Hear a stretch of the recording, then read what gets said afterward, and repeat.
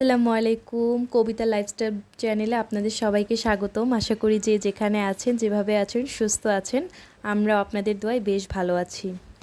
তো আজকে একটি নিউ ব্লগ নিয়ে শুরু করলাম। তো ব্লগটি শুরু করার আগে যারা এখন আমার চ্যানেলটি সাবস্ক্রাইব করেননি তারা সাবস্ক্রাইব করে নেবেন এবং পাশে থাকা বেল আইকনটি অন করে দিবেন, যাতে আমার নিত্য নতুন ব্লগগুলো খুব সুন্দর করে আপনাদের কাছে পৌঁছে দিতে পারে। তো এই তো আজকে সকালে দেখি আম্মু আলুর পরোটা বানাচ্ছিল। তো আম্মুকে জিজ্ঞেস করলাম, আম্মু আজকে কি আলুর পরোটা খাবেন? আম্মু বলছিল হ্যাঁ। তো শিওর হলাম হ্যাঁ, আম্মু আজকে আলুর পরোটাই বানাবে। তো আম্মুকে দেখলাম আজকে আটার কাই করে নিয়েছে, এরপর এটার ভিতরে পুর ভরছিল, খুব বেশি করেই ভরছিল। তো দেখি মনে হচ্ছিল হ্যাঁ খুব মজা হবে। তো এই তো অনেক দিন হয়েছে আলুর পরোটা খাই না। তো যখনই শুনেছি আলুর পরোটা বানাবে তখন তো মনটা আনন্দে নেচে উঠেছিল। যাই হোক, আলুর পরোটা খুবই পছন্দ করি আমি। তারপর আম্মু ওই তো পুরটা ভরে নিল, এরপর সুন্দর করে চারদিক দিয়ে গোল গোল করে নিচ্ছে যাতে আলুটা কোনো মতেই বাইরে চলে না আসে। খুব সুন্দর করে করছিল আম্মু। আম্মু তো অনেক এক্সপার্ট। আম্মুর কাছ থেকে আমিও শিখি মাঝে মাঝে, যখন আম্মু বানায় আমি এসে বসে থাকি, দেখি কি করে বানায়, কারণ কোনো একদিন তো আমাকেও বানাতে হবে। তো এই তো আম্মু খুব সুন্দর করে রুটি গোল করতে পারে, আমিও এখন পারি আলহামদুলিল্লাহ।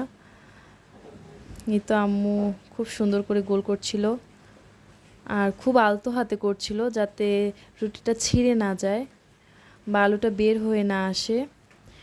আর বেশি পাতলা করে নাই আর মোটাও করে নাই, বেশি মিডিয়াম সাইজ করেছিল, হালকা মোটা।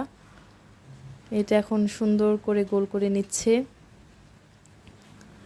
আম্মুর রুটিগুলো দেখতেও খুব ভাল লাগে, খুব সুন্দর হয় আম্মুর হাতের রুটিগুলো। আর আম্মুর হাতের যে কোনো রান্নাই খুব মজা। এই তো রুটিগুলো বানানো শেষ। তো আমি অন্যদিকে আবার কি করেছি, গ্যাসের চুলায় আগে থেকে একটা তাওয়া বসিয়ে দিয়েছিলাম রুটিটি ভাজার জন্য। তো এই তো তাওয়াও গরম হয়ে গেল, এরপর দিয়ে দিলাম। তো এই তো আমি কিন্তু আগেই বলেছিলাম আগের ব্লগগুলোতে আমাদের এখানে গ্যাসের খুবই সমস্যা, তো ভাজতে আমার খুবই কষ্ট হচ্ছিল। তো যাই হোক, আজকে যেহেতু আলুর পরোটা হচ্ছে, যতই কষ্ট হোক ভাজতে তো হবেই। তো এরপর এই যে এক পাশ এই যে কালার হয়ে গেছে, তো অন্য পাশ উল্টিয়ে দিলাম। আর আমি সবসময় রুটি বা পরোটা ভাজার সময় আমি আগে এই কালার করে নিই, খুব সুন্দর একটা বাদামি কালার করে নিই, তারপরে তেল দেই, এতে রুটিটা বা পরোটাটা খুব সুন্দর হয়। তো এই তো উল্টে পাল্টে নিচ্ছিলাম, খুব সুন্দর করে চেপে চেপে এই যে তাপ লাগিয়ে নিচ্ছিলাম যাতে একটা সুন্দর কালার আসে। এটা দেখারও তো একটা সৌন্দর্য আছে, জানি পরোটাগুলো দেখতেও ভালো লাগে কালার হলে লাল লাল। তো এই তো আমার কালার করাও শেষ, এরপর একটু তেল দিয়ে নিব। আমি আবার বেশি তেল একদমই পছন্দ করি না, সামান্য তেল দিয়ে নিলাম। এই তো তেল দেওয়া শেষ, এরপর রুটিটাকে সুন্দর করে ঘুরিয়ে ঘুরিয়ে ঘুরিয়ে ঘুরিয়ে গায়ে লাগিয়ে নিব।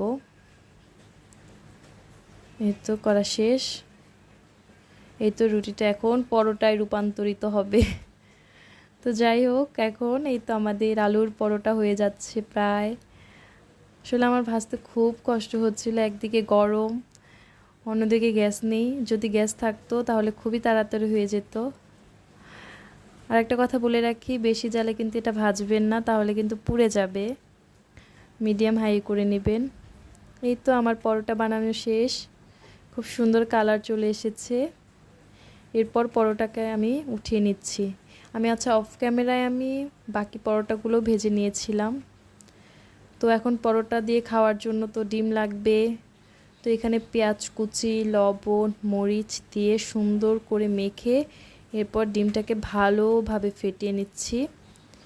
তো আমি ভালো করে ডিমটা ফেটিয়ে নিচ্ছি, কারণ একদিকে তো গ্যাস নেই আর অন্যদিকে তো ফুলবে না, তার জন্য ভালো করে ফেটিয়ে নিচ্ছিলাম যাতে সুন্দর করে ফুলে। এই তো ফেটিয়ে নেওয়া শেষ। এরপর আমি কড়াইতে তেল গরম হতে দিয়েছিলাম, তো হয়ে গেছে।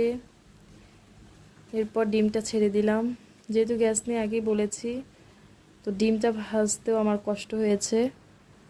ডিমটা সুন্দর করে ফুলে নিই, তো যাই হোক, সব কিছু করা শেষ, এরপর নাস্তা করব। সবাই ভালো থাকবেন, আল্লাহ হাফেজ।